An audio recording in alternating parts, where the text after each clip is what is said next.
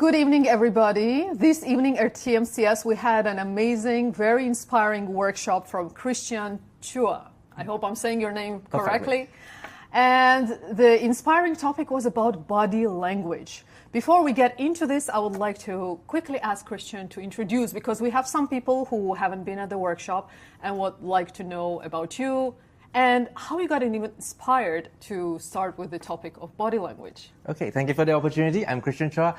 I speak for a living. I've been paid to speak for almost 30 years. Isn't that nice? Some of you get scolded for speaking. I get paid for speaking.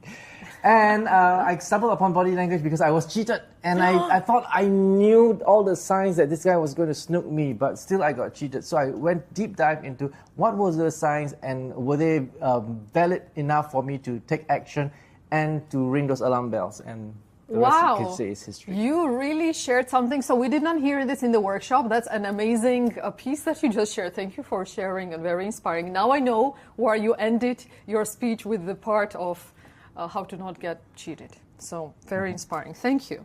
Now let me ask you, why do we even need to master body language? So maybe you can answer in the terms of speaker, but also what if we are non-speakers? Okay. So body language is non-verbal communication. Sometimes we talk from our words and we can mask our emotions, but body language, you can't. So people can pick your secrets up, and likewise, you can pick people's secrets up. Things that they don't want to reveal, you can pick it up, and likewise. Okay, so the question is, do we even want to know these secrets? I didn't plan to ask this, but now actually I wonder, like, do we even want to know everybody's secrets? I think it's an advantage. I think already animals know how to do that. Okay, it's for their self-preservation. So when a new giraffe that is born, a young calf, within the same day, he knows that the lion is a predator. And we actually have that as human beings, but we're told not to judge. Don't judge people, don't discriminate people. But this is profiling. And the body language gives us more information for self-preservation. Of course, makes sense. My next question, what are the common mistakes that sometimes people do that reveal the parts they don't want to reveal, you know? So what are the things that you would advise to polish our public speaking in terms of body language? So when you're nervous, you tend to fidget. You tend to have a lot of filler words. You tend to lose eye contact. You either look above the audience or look down on the floor. So these are the things that people will pick up that you're nervous. And most of all, you give that silly, nervous grin. The worried grin. Okay? Don't mistake that for a smile. It's about anxiety.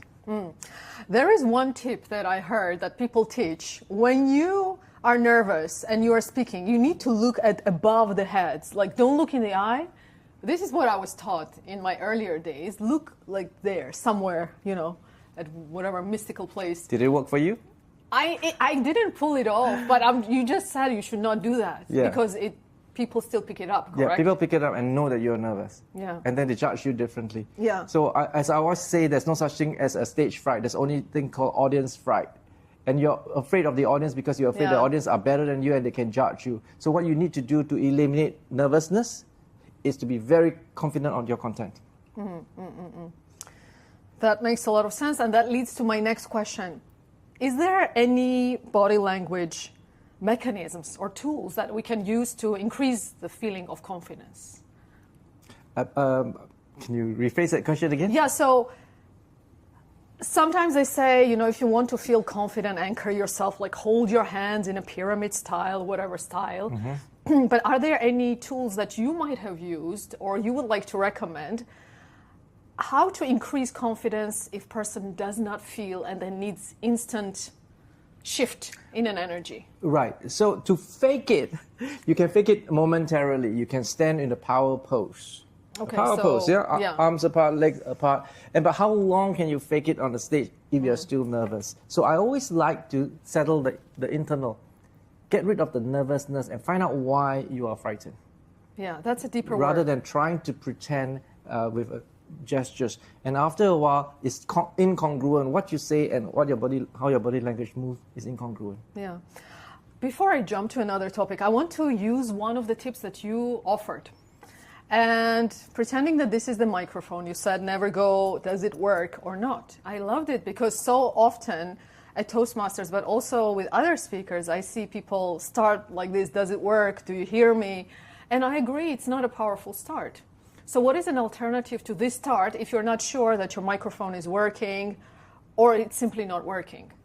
If you have to tap on the microphone, don't do it so deliberately that the audience can see. You can tap at the bottom of the microphone and then continue speaking. If you think that's not appropriate, speak straight right away into the mic. And if the mic is not on, in the unlikely chance that the mic is not on, just smile at the audience and have command of the stage, own the stage, flick it back on and continue.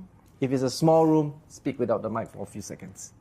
Another tip, this reminds me that another tip that Christian did, saying, even if you fall from the stage, you just say, I'm going to answer questions. Take questions from the floor. I'm going to take questions from the floor. This is something I will remember at any time. I love that. I love how much humor you brought to your speech, because it's not easy to keep 1 hour session so interactive. It's not easy to keep it so interactive that people listen to you intently, and you manage that. I feel I think what you did, but what is your secret to keeping it so interactive that people listen to you throughout 1 hour? If I got to reveal this secret, I don't watch TED Talks. I watch stand-up comedians. That's the best. And you pick up techniques on how to engage the audience and how to be funny. How to construct humor. I love it. I love it. Okay, I have to ask now, what's your favorite series then that you watch? I mean, stand-up. I was going to say sitcom, but no, stand-up. What's your favorite stand-up that you like to watch? Local, Rishi Burani. Oh, and okay, for now we know. The international, people like Ronnie Chang, Chris Rock, I love that. Yes, makes sense. I agree. It also adds a lot of humorous techniques. All right, another question that also was actually mentioned in the audience in the virtual setting of a meeting. Very often people struggle because you don't really have much visual of people, of audience. How do you still maintain body gesture, body confidence, whatever it is? What can we do? So what, for example, right? A person doesn't see me, but do I still use my gestures? So what is your take on? The short answer is yes. Because sometimes when you're on stage, the floodlights are in your eyes. You do not see the audience. You must imagine that they are there, and you must imagine how you're coming across to them. So in the same way, when you're doing online, that's exactly the same. You have to imagine the audience are still there, and you're worth listening to. Okay. So they can feel the energy. Correct. That's what it is. Do you have, the filler word that you mentioned, eliminate filler words to come across confidence, which is not fully possible at all times. Not fully possible. But a few filler words are okay, but if you keep going, I want to tell you something, that's a filler word. And the other redundant words are like words like basically. Basically, we're going to talk about basically. These are redundant words. I never realized. When you mentioned, I thought, okay, that's true. People overuse that. All right, one of the questions we had is, so somebody from our audience or from the listeners would love to master body language. Where do they start? They should start, to master body language, there are lots of free resources on YouTube. Because a lot of body language experts like us, we put it out there as our calling card. People watch our videos, they hire us. So there are lots of free resources there. And if you want a more official and academic way of learning, I personally have public programs.